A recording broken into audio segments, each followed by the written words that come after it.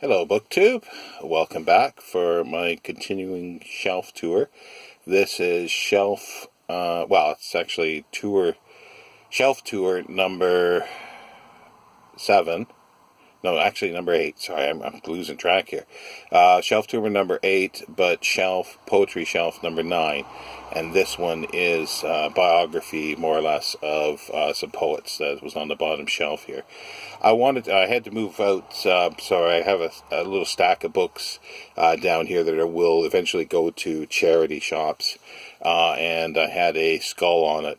And I've received 2 messages on my Instagram about that. This is Annabelle Lee. I name my skulls, and somebody sent me a private message on Instagram thinking how disgusting it was that I had a skull. Well, it's a plaster skull. As you can see, unless somebody had that stamped on the back of their head, it's not real.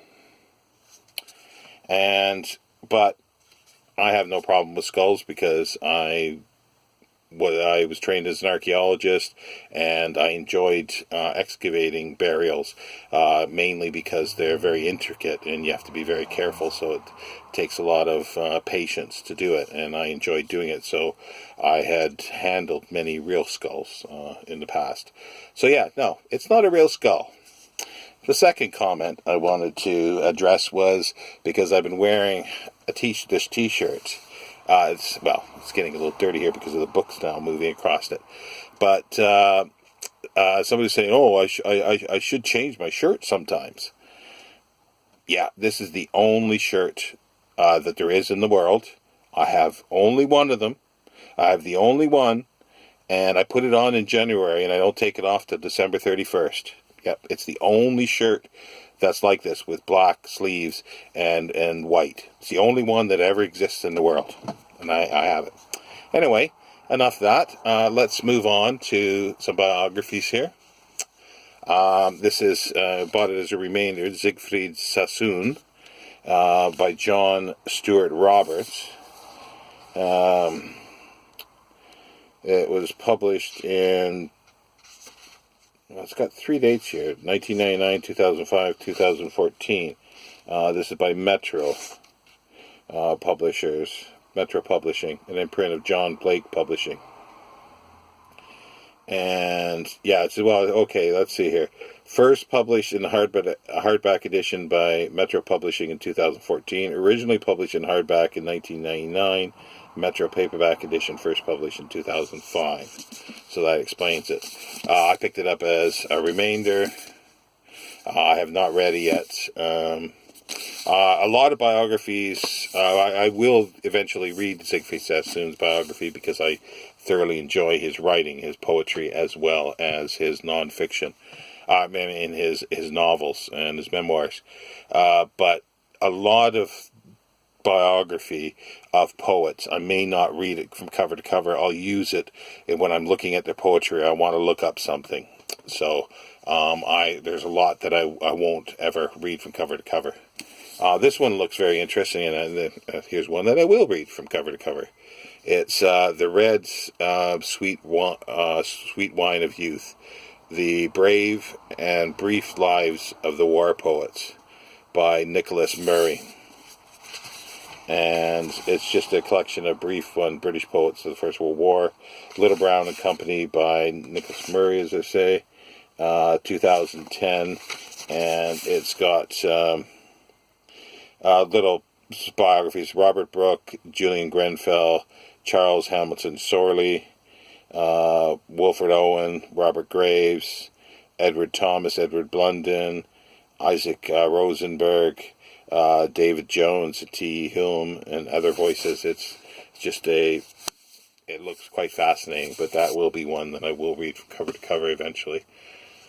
Here's one that at the moment I don't think I will, but I'm glad I have this. It's William Butler Yeats. It's and his relatives, Family Secrets, by William M. Murphy. Picked this up at charity shop, and for almost nothing.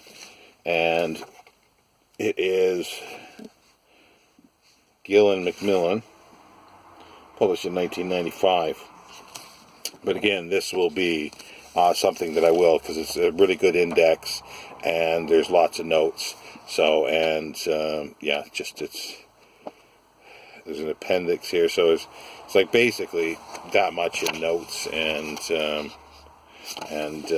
index. So it'll be something that I don't expect that I will pick it up to read from cover to cover, but I will look it up for reference, and it's nice to have something like this, and especially with the author's opinions in that. Here's another one that's very similar. I'm not that familiar with this poetry. George Stepney, diplomat and poet, 1663 to 1707, and this is published by James Clark and Company, Cambridge. Susan Spence, 1997. It's a very academic study as well as a biography, so that looks interesting. But as I say, if I start reading his poetry and I really like it, I'll probably wind up reading that from cover to cover. Interviews with Seamus Heaney, Stepping Stones Interviews with Seamus Heaney,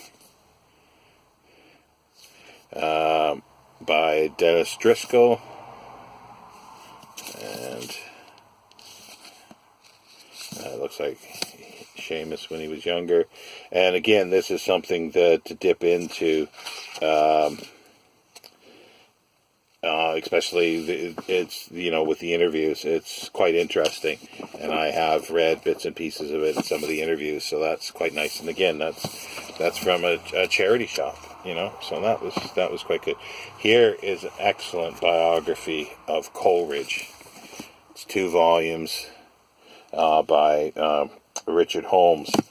He's a fabulous writer. The early visions, Coleridge early visions, and then darker reflections. Hodder and Stoughton for Volume 1, published in 1989. And yeah, it's illustrated as well. It's just a fabulous, it's a fabulous biography. I don't think they're uniform. No, that was Hodder and Stoughton. This is HarperCollins. I picked them up separately. This is HarperCollins, 1998. So at some point, I think, because the HarperCollins seems to be a better made copy. So if I can ever replace the other one, I definitely will with a HarperCollins one. Rimbaud, a friend of mine got this for me. I think in a charity shop. Well, not in my area here anyway. But I like the author, Graham Robb, and Rimbaud is an interesting poet, and I suspect I will at some point get around to reading this in full. Now comes to 3 books on John Keats, 2 bios. John Keats by Robert Giddings. I think this is sort of the standard biography. It's Heinemann. There's his death mask. This was probably reprinted originally 1968 and reprinted with additions and corrections in 1970. And this is probably one that I will not read from cover to cover. I don't expect to, but I will have it for reference. And the same as this one, Sidney Colvin. They were bought very cheaply for £1 or £2 each. The Sidney Colvin is published 1925, Macmillan and Company. It has a nice tipped in, glued on painting. And it's his life and poetry, his friends, critics, and after fame, which is quite interesting. But it is doubtful I will read that from cover to cover. And I also have the letters of John Keats, which is more interesting to me, actually. It's got a really nice frontispiece. Let's see here. It's edited. Let's get the tissue out of the way. Letters John Keats, edited by Maurice Buxton Forman. Second edition with revisions and additional letters. Humphrey Milford, Oxford University Press, 1935. So that is more interesting, and I probably will eventually read that all the way through. Now I'm running out of space here. I've got this I haven't read yet. I do thoroughly like Robert Frost. I've got 2 volumes. I thought I picked this up so cheaply, I just grabbed it and I wanted to start reading it. And then I found out I'm missing volume 1. It's a 3-volume history. So I'm missing volume 1. So I haven't got around to it yet. I haven't tracked down the first volume. This is the American edition, Henry Holt and Company, I think. By Lawrence. It's written by Lawrence Thompson, Holt, Reinhout, and Winston. Volume.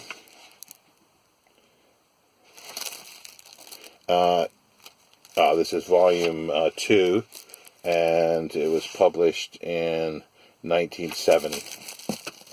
And this is Lawrence Thompson and R.H. Winnick. This is later years. Published in 1976. And as I say, I rushed home and then I realized, wait a minute, I'm missing the first volume. Oh well. Some interesting things here too. Elizabeth Barrett Browning to Miss Mitford. Letters of Elizabeth Barrett Browning to Mary Russell Mitford, edited and introduced by Betty Miller. These were, again, this was £2. The unpublished letters, it's John Murray, 1954. The manuscripts of this correspondence are in the possession of the Library of Wellesley College, Massachusetts, first edition, 1954. And it's got an old bookmark from George's Booksellers in Bristol. These are the ones that I really like getting, bookmarks, just as an aside on bookmarks. It's the old bookshops. And another one, it's Elizabeth Barrett to Mr. Boyd, unpublished letters to Hugh Stuart Boyd, edited and introduced by Barbara P. McCarthy. Again, this was £2. So anything like that, letters, I find much more interesting. And 2 things on romantics. This is Richard Holmes again. It